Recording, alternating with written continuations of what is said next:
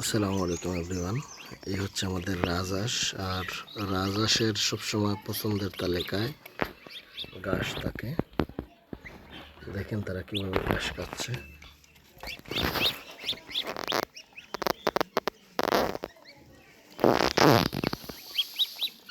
আর একটা জিনিস সবসময় খেয়াল রাখবেন যে হাঁস মুরগিকে পানি, বাচ্চাদেরকে পানি দিলে এরকম পাত্রে পানি দিবেন। এরকম পাত্রে যদি আপনারা পানি দেন তাহলে বাচ্চাগুলো ভিজবে কম। আর বাচ্চা যদি ভিজে কম তাহলে বাচ্চা সুস্থ থাকবে। এবং তাদের পরিমাণ মতো পানি খাওয়ার পর আবার পাত্রটি আপনারা সরিয়ে নেবেন। যাদের একদিনের রাজহাঁস, চীনা হাঁস এবং খাকি ক্যাম্বেল হাঁসের বাচ্চার দরকার, সোনালি, ফাউমি, টাইগার, টার্কি তিথির প্রয়োজন, তারা আমাদের কাছ থেকে সংগ্রহ করতে পারবেন। ধন্যবাদ সবাইকে। ভালো থাকবেন, সুস্থ থাকবেন। আসসালামু আলাইকুম।